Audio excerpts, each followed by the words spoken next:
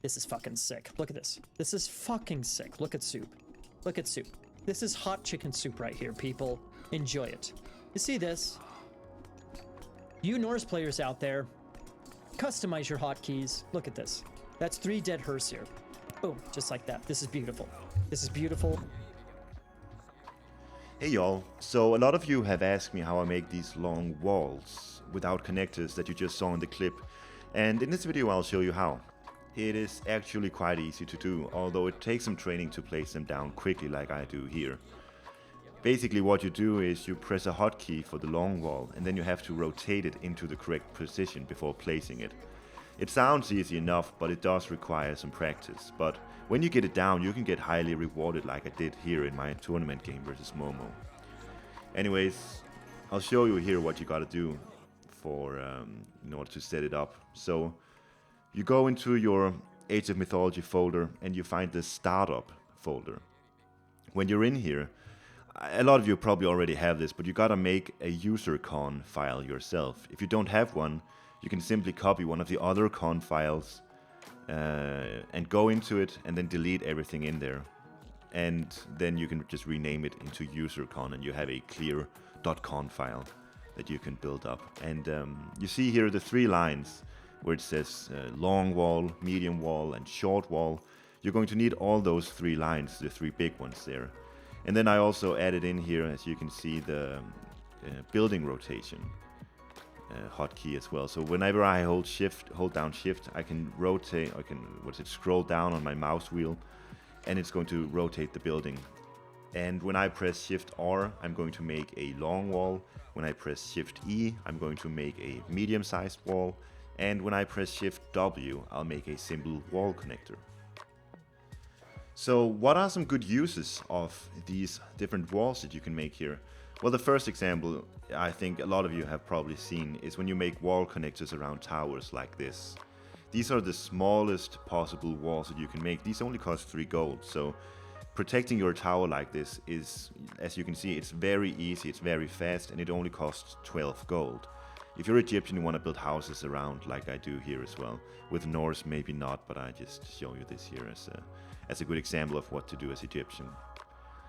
Another example, and some of you have probably seen me do this in games. I think this is a very useful thing to do. When you have, this is Blue Lagoon by the way, you have these narrow passages here. And if I just build an ordinary straight wall like this, you'll notice that when I finish it, I cannot make a gate here. And this kind of sucks because I want to be able to maneuver around this area here myself. I want to block my opponent from doing it, but I want to be able to go through it myself. I cannot do this here. As you can see, I cannot make a gate.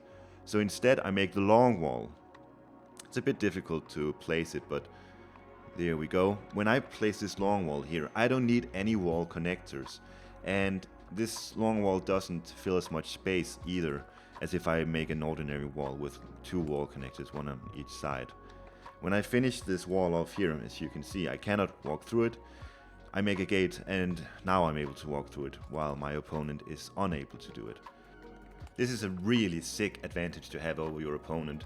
If you have several of these types of gates in several narrow passages around the map, you can just, when you go raiding or when you try to catch your opponent raiding, when you go side building, everything just becomes easier for you and more difficult for your opponent. So especially with Norse, when you have Ulfsaks running around, just try to get some of these funny walls around the map. It really helps you out.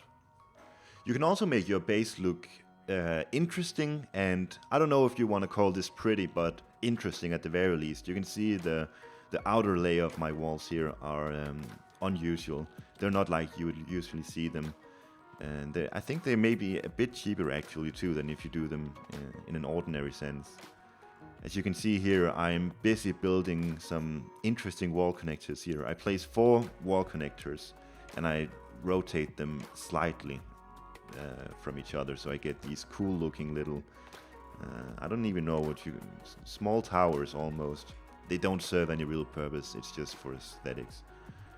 But it's fun to play around with, as you can see here. You can make your base look fairly pretty when you do stuff like this. I don't know, I just wanted to add that in. This is a useful trick. you see the way I build up my base here. I place my temple near the forest, and then I just add a long wall so that I, like we talked about earlier, I'm able to maneuver around it and my opponent isn't. Similarly, I make the armory up here and I place a house in the other end, and then I place a long wall in the middle so I'm able to walk through there with my opponent unable to do it. And this is actually a really safe base that I've built for myself right here. This is Alfheim, so you can definitely get away with doing stuff like this. You can use your barracks as well. And here's another cool trick that you can do. I'm in Heroic Age here, and I'm building a hill fort. And you see me placing these long walls on all four sides of the hill fort. And my idea here is I want to sort of fortify my hill fort in a manner that doesn't sort of interfere with my units as they go out. If you do this with ordinary walls without doing this trick, you will have wall connectors in the way, and it all gets a bit funky, a bit wonky to walk around. But you'll notice when this hill fort is finished, it's going to look cool first of all. This costs me, you know, each long wall is 15 gold, and then placing a gate is an additional 15 gold, so this costs me, what is it, 120 gold to fortify it like this. It looks cool, and it's really easy to maneuver around, and this is actually a much more durable hill fort than an ordinary one. But I think that's it actually. I don't have any more tips for you how to use these walls. If any of you have any good ideas yourselves, you're more than welcome to share it under the comment section. Now, I'm interested in hearing if there are other cool ideas out there of how to use these wall connectors, because I'm sure there are. Thank you for watching, and make sure that you subscribe. Cheers!